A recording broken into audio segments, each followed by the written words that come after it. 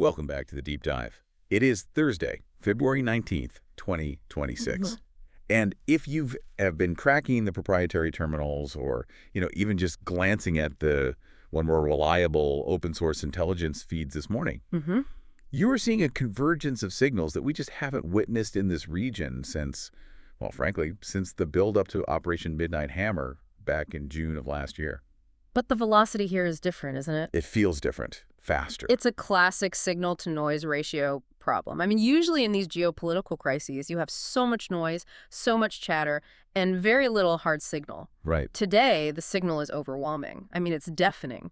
We're looking at corroborating reports, one after another, all indicating the United States is poised to launch military strikes against Iran. And when you say poised, we need to be very specific about the timeline, because the reporting suggests a window that opens as early as this weekend. That is an incredibly tight turnaround. I mean, we're recording this on a Thursday. We are. This weekend implies a matter of 48 to, 72 hours? Precisely. And to put a specific probability on it, Axios is citing a senior advisor within the Trump administration who places the likelihood of kinetic action, and that means actual combat operations, in the next few weeks at 90%. 90? 90%. Now, you know as well as I do, in intelligence assessment terms, 90% is virtually a certainty. It's a done deal. You almost never see confidence intervals that high unless the assets are already moving into their final firing positions. Right. 90% isn't we're thinking about it. 90% is the train has left the station. The train has left the station. It means the decision matrix has shifted entirely from if to when. And how much. And how much. That's the big question. So let's try to maintain some discipline here and unpack this methodically, because I think there's a tendency to get swept up in the headline, right? But our listeners, they want to understand the mechanics, the how and the why. We all know there have been massive protests in Iran. We know about the failed diplomatic overtures in Geneva, but this just feels distinct from the usual saber-rattling. It is distinct, and I think the reason is the sheer scale of the hardware involved. I mean, this is the tell. We aren't seeing a standard rotation of force. No.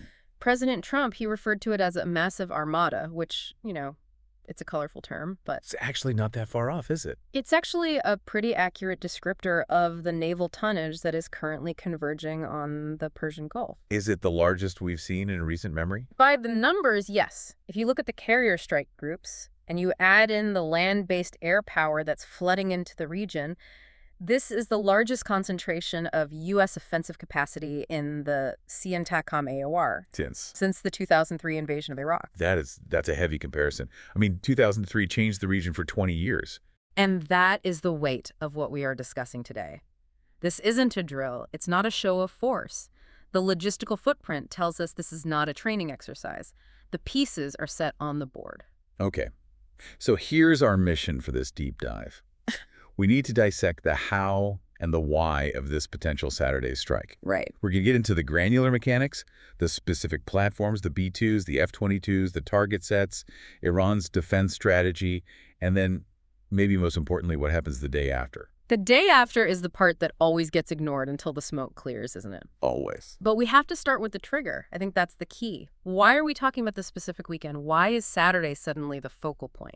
Let's start right there, the timeline. We have sources telling CBS, telling CNN, that the Pentagon has effectively told the president they are ready. What does ready actually mean in this context? That's a great question. Is it just that the planes are fueled, or is it something more? It's much more. Ready in this context usually means the force generational cycle is complete. Okay, unpack that. It means the assets are in theater. The maintenance checks are done. The spares are forward deployed. The pilots aren't just in their quarters. They're briefed on their specific sectors, their ingress and egress routes. So the target packages are loaded. The target packages are loaded, the munitions are staged, and we're talking about very specific munitions, like the bunker-busting ordnance. All of that is in place. The reporting suggests the Pentagon has provided the president with the menu of options, and they are now just waiting for the final execution order. But as of this morning, as we're talking, the president hasn't given that order yet. As of this morning, no. The situation is described as fluid. Which is Washington speak for? It's diplomatic speak for we are in the final deliberation phase. But there are two really powerful indicators that suggest the pause button is about to be released. Okay, let's walk through those indicators. What's the first one? The first one is the diplomatic track, or, more accurately, the complete and total collapse of it. Right. We had those talks in Geneva and Oman just 2 days ago on Tuesday, February 17th. These were the talks mediated by the Omani foreign minister, Badr bin Hamad al-Busaidi. Right. And, Oman has traditionally been the Backchannel. It's the one place where U.S. and Iranian diplomats can talk without the public glare. The quiet room. The quiet room, exactly. But the readouts coming from the State Department this time are incredibly grim. The phrase being used consistently is very far apart. Okay, but we often hear that in negotiations right before a breakthrough. Couldn't this just be posturing? It could be, but this looks and feels different. The U.S. demands were, they were absolute, a complete cessation of uranium enrichment, period. No wiggle room. Zero. And the surrender of a roughly 400-kilogram stockpile of highly enriched material. This wasn't a let's discuss inspections proposal. This was an ultimatum. And what was Iran's response? A flat refusal. And not just refusal, but according to some of the leaks, they made a counter-demand for sanctions relief that the U.S. views as a total non-starter. So a dead end. A complete dead end. There's a quote that's been circulating in these reports from a Trump advisor that I think really sets the tone. What is it? The boss is getting fed up. That's blunt. It's the language of someone who has decided that talking is over. Now, there are some reports that Iran was technically given a 2-week window to submit a detailed proposal. But the military movements tell a different story. The military movements suggest the administration has absolutely no intention of waiting out those 2 weeks. Okay, so the diplomatic failure is the political trigger. You mentioned two indicators. What's the second? Personnel movements. And this, to me, is the logistical signal that military analysts watch much, much more closely than any press release. Right. The Pentagon is currently executing a very rapid movement of non-essential personnel out of the Middle East.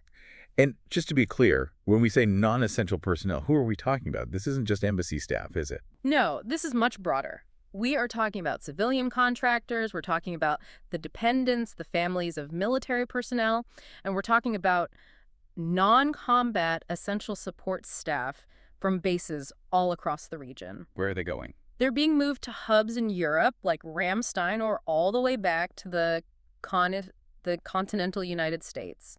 And it's happening over the next 72 hours. Which, again, aligns perfectly with the weekend timeline we're talking about. It aligns perfectly. And I want to push back on the idea that this could just be, precautionary. A just-in-case move. Exactly. You do not disrupt the lives of thousands of personnel. You don't cripple your own base support functions and logistics chains unless you are actively anticipating incoming fire. It's an admission of what's coming. It's military doctrine. It's called clearing the decks.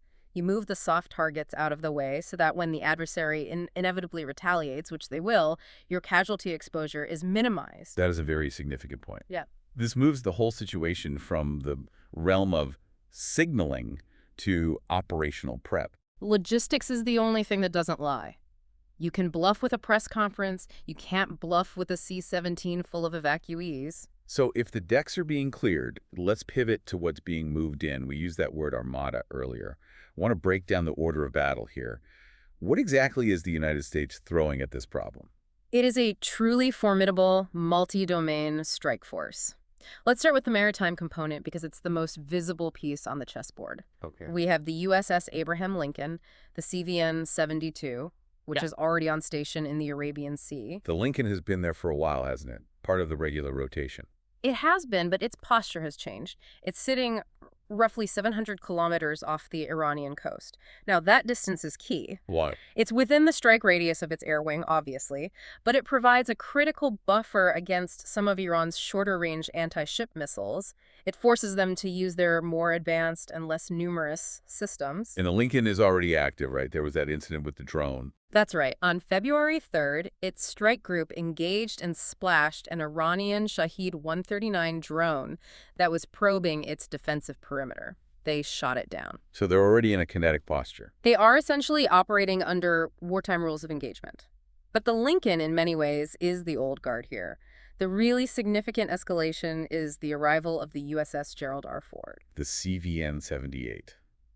The new supercarrier. We've talked about this ship before. It was down in the Caribbean recently, wasn't it? It was. It was the centerpiece of Operation Southern Spear, the mission that led to the capture of Maduro in Venezuela last month. And now it's been redirected. It has been redirected and is steaming toward the Mediterranean and Middle East theater at flank speed. It's not taking its time. I want to drill down on the Ford for a second because I think a lot of people hear aircraft carrier and just assume they're all the same. Why does the Ford specifically matter so much for a potential strike on Iran? It matters because of one key metric, the sortie generation rate. How many planes it can get in the air. How many planes it can launch, recover, rearm, and relaunch in a 24-hour period. And the Ford uses EMLS, the electromagnetic aircraft launch system. Right, the magnets. Yeah. Not the old steam catapults. Essentially, yes. It's a massive linear induction motor. And here's the tactical relevance. EMLS is far more precise and powerful than steam. It puts less stress on the airframes, which means less downtime for maintenance. What more importantly? More importantly, it allows the Ford to launch aircraft with much heavier fuel and munition loads than the Lincoln can. And it can do it faster. The cycle time is shorter. So if you're planning a sustained campaign, the Ford can put more tonnage on target per hour. Substantially more. If you were trying to overwhelm a sophisticated integrated air defense system, and IEDs, like Iran's, the volume of fire matters just as much as the quality. The Ford is designed to sustain a tempo of operations that previous carriers simply cannot match. It's a floating factory for airstrikes. And it's clear the Iranians are aware of this specific capability. They're not just worried about another carrier, they're worried about this carrier. Oh, they are obsessed with it. Supreme Leader Khamenei recently posted an AI-generated image on social media. I saw that. It depicted the USS Ford very clearly sitting at the bottom of the ocean. Which is just a bizarre mix of 21st century technology and very old school propaganda. It's psychological signaling, isn't it? He's publicly acknowledging that the Ford is the primary threat, and he's claiming they have a solution for it. Okay, we've covered the sea. Let's look at the sky. I was reading the flight tracker analysis this morning on the movement of the F-22 Raptors. This seemed to catch a lot of people's attention. The F-22 movement is the smoking gun for the timeline, in my view. Why? We have confirmed tracking from multiple independent sources of 12 F-22 Raptors departing Langley Air Force Base in Virginia. They transited through Lakenheath in the UK. A refueling stop. A refuel and crew rest stop, yes. And they are now moving toward the Muwafaq Salti Air Base in Jordan. And why is that specific route so significant? Because it is the exact same logistical footprint, the exact same basing pattern that we saw 4 days before Operation Midnight Hammer in June of 2025. It is a mirror image. History is not just rhyming, it's repeating itself. It's the Pentagon running a proven play.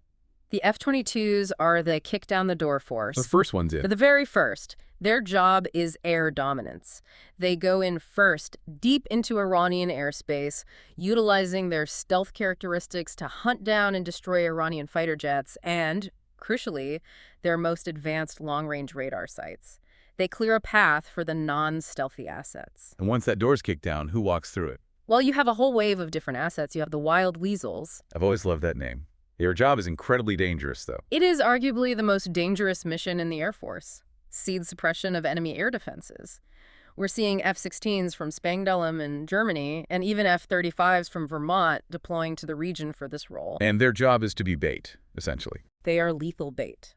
Their role is to fly deliberately into the engagement envelope of Iranian surface-to-air missiles, wait for the enemy radar to light them up, to lock onto them. And the moment it does, they fire a high-speed anti-radiation missile, a HARM missile, which rides that radar beam all the way back to the source and destroys it. They blind the enemy. So the F-22s take out the fighters, the wild weasels take out the radars, and then come the heavy hitters. Then come the heavy hitters. We have reports of B-2 Spirits and B-1 Lancers being positioned.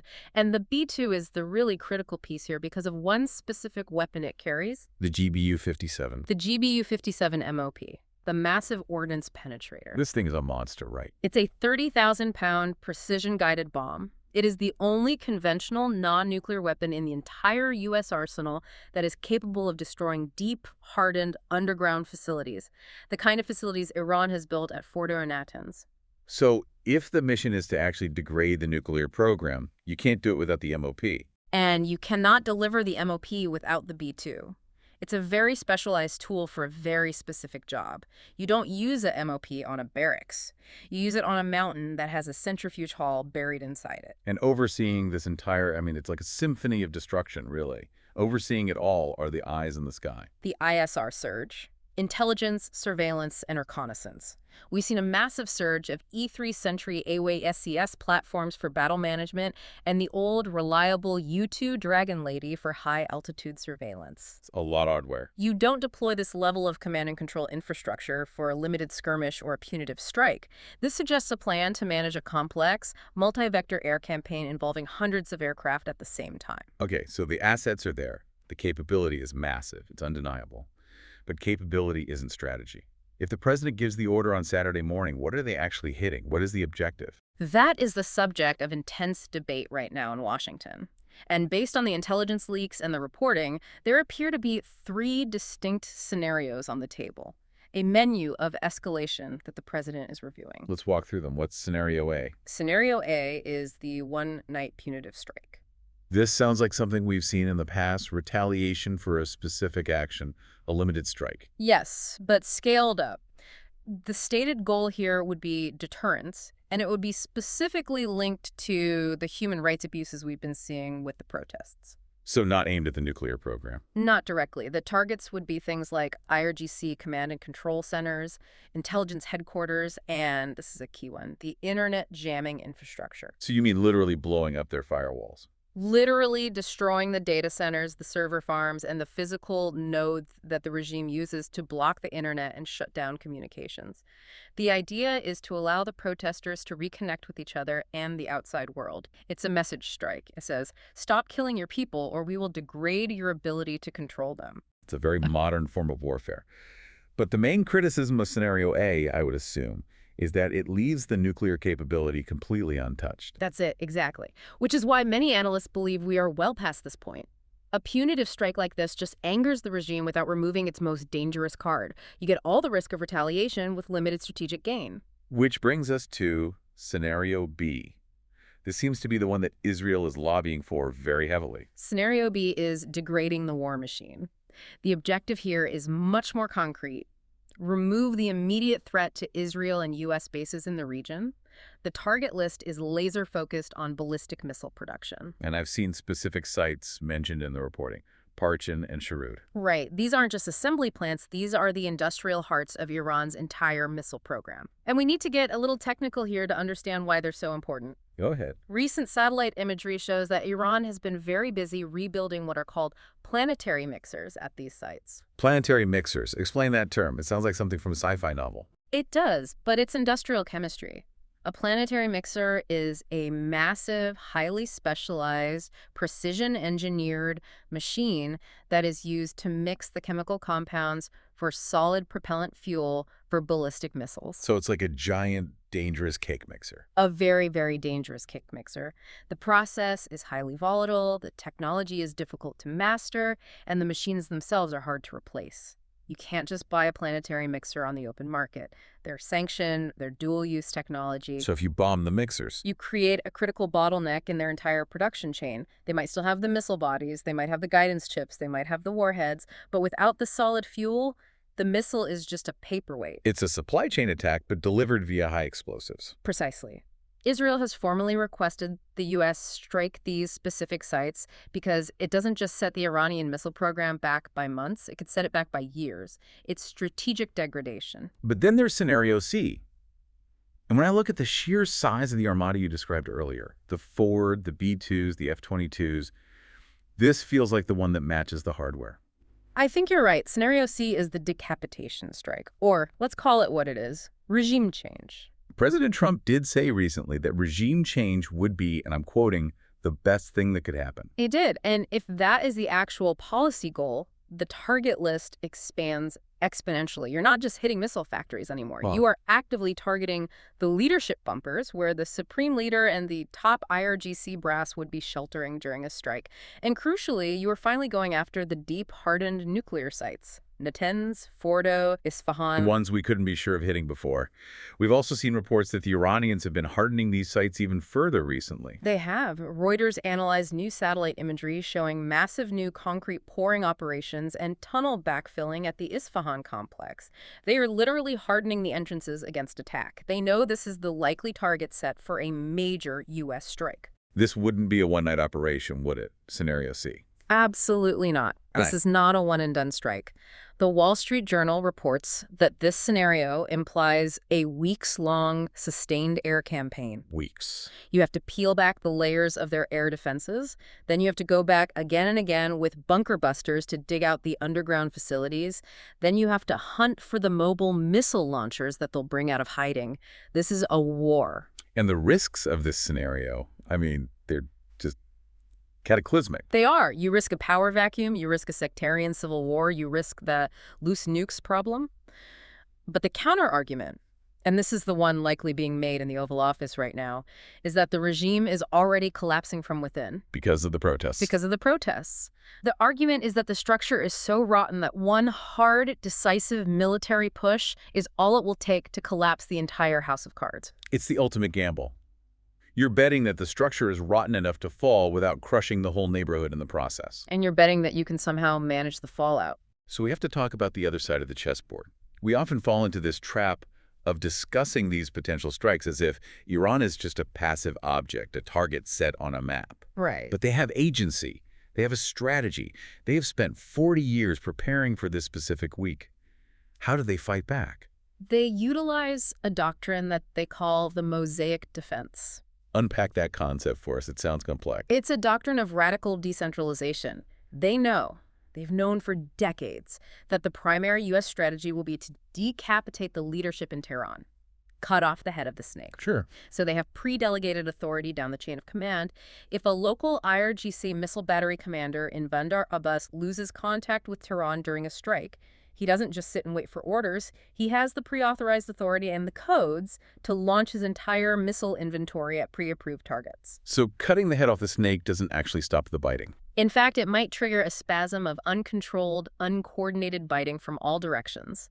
The snake becomes 1,000 independent vipers. And beyond their own missile forces, they have the ultimate economic weapon, the Strait of Hormuz. This is the nightmare scenario for the global economy, and they're already telegraphing it. On February 17th, just 2 days ago, Iran partially closed the strait for what they called live fire drills. Which is a not-so-subtle threat. It's a dress rehearsal. And you have to understand the numbers here. Somewhere between 20 and 27% of the world's entire global oil consumption passes through that narrow choke point every single day. But can they actually close it? I mean, with the USS Ford and the USS Lincoln sitting right there, can they physically block it? They don't need to physically block it like a dam. That's the misconception. They just need to make it uninsurable. They can mine it. Naval mines are cheap, they're asymmetric, and they are incredibly difficult and time-consuming to clear. If they drop a few hundred mines in the main shipping lanes or use their swarms of small gunboats to attack just one supertanker, the insurance market shuts down. Lloyd's of London simply stops insuring the transits. The risk becomes infinite, and if the ships aren't insured, they don't sail. The strait effectively closes, not because of a physical wall, but because of financial risk. And then, of course, there are the proxies, the so-called ring of fire that surrounds Israel and the Gulf states. Their primary tool of asymmetric warfare. The Houthis in Yemen have been digging tunnels and prepping their missile sites. Hezbollah in Lebanon is on its highest state of alert. The expectation is that if Tehran is hit on Saturday, Tel Aviv and Riyadh get hit by the proxies on Sunday. We also saw that incident with the USS McFall just recently, didn't we? The Stina Imperative incident, yes. 6 IRGC gunboats swarmed and tried to seize a U.S.-linked oil tanker in the Gulf. The destroyer USS McFall had to physically intervene to chase them off. So they're willing to engage U.S. naval assets directly. It shows they're willing to risk direct confrontation. And that brings us back to Supreme Leader Khamenei's threat about sinking the carrier. Is that just bluster? What do you think? Can they do it? It's likely not about a single silver bullet missile. Their strategy would be one of saturation. They don't have one missile that can easily penetrate the Ford's multi-layered defenses. But what if they fire a swarm? 500 drones, cruise missiles, and ballistic missiles simultaneously from different launch points. They're banking on the math. They're banking on the math. Even if the U.S. defenses are 99% effective, which is an incredible success rate, 5 missiles still get through. And 5 cruise missiles hitting the flight deck of a carrier causes a mission kill. It doesn't sink it, but it effectively takes the carrier out of the fight. Correct. The flight deck is unusable. It's a strategic victory for them, even if the ship stays afloat. I want to zoom out for a minute to the bigger why now question. We've touched on the timeline of the last few days, but there's a broader context here. Why is February 2026 the breaking point? After years of this, why now? I think it's the convergence of 3 distinct clocks, all ticking down to 0 at the same time. You have the domestic clock in Iran, you have the nuclear clock, and you have the Israeli clock. Let's start with the domestic clock, the protests. These aren't the protests we saw in 2009 or 2019. These started in late 2025, and they have not stopped. They've evolved. The Iranian economy has completely collapsed, the rial is effectively worthless, and the death toll. The numbers are just staggering. Estimates range from 2,000 to as high as 20,000 killed by security forces. And President Trump specifically referenced a massacre. He did. There was a specific 2-day protest massacre that was widely reported on social media channels out of Iran.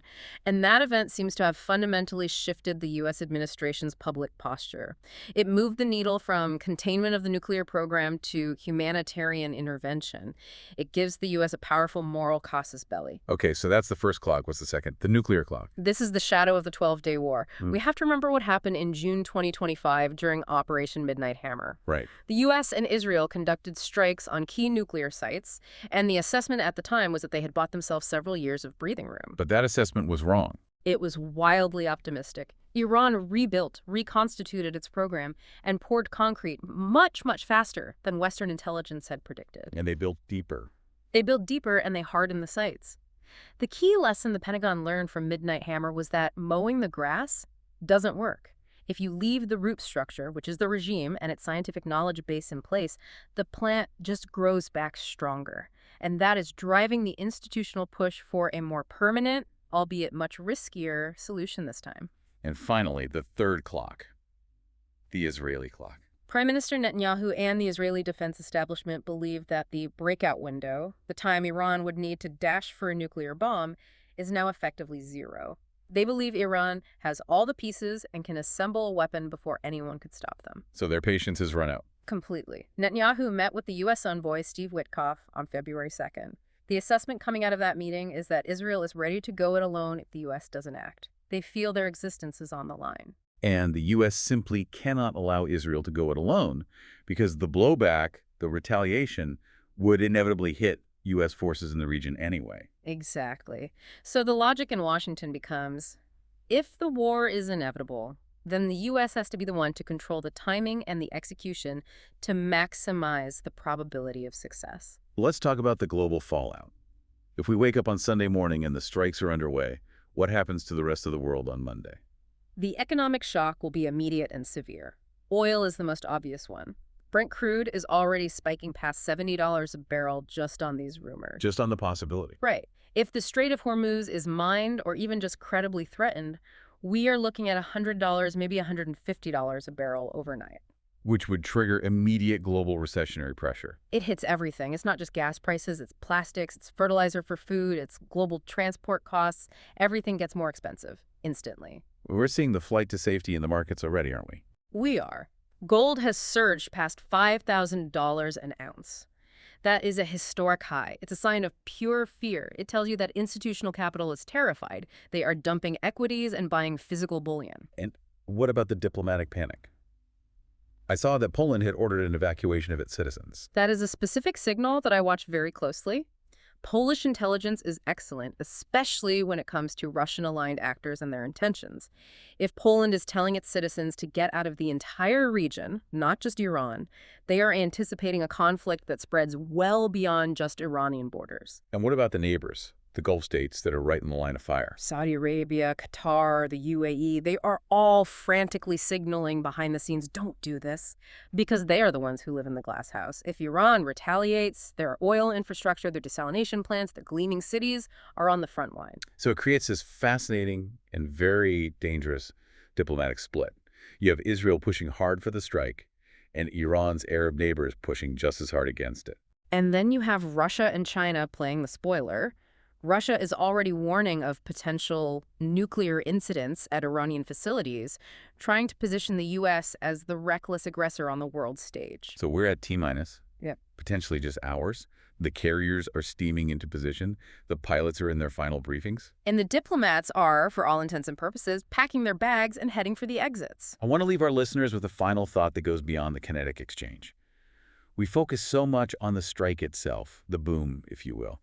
But wars are rarely won or lost on the first day. That's absolutely right. If scenario C is the play regime change, and let's say, for the sake of argument, it succeeds, the IGC collapses, the government falls, what happens on Tuesday? That is the question that should haunt every single strategist and policymaker. We saw Iraq in 2003.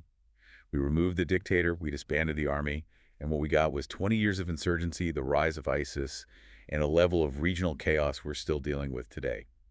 If the Islamic Republic falls, who picks up the phone in Tehran? There is no clear, unified government in exile.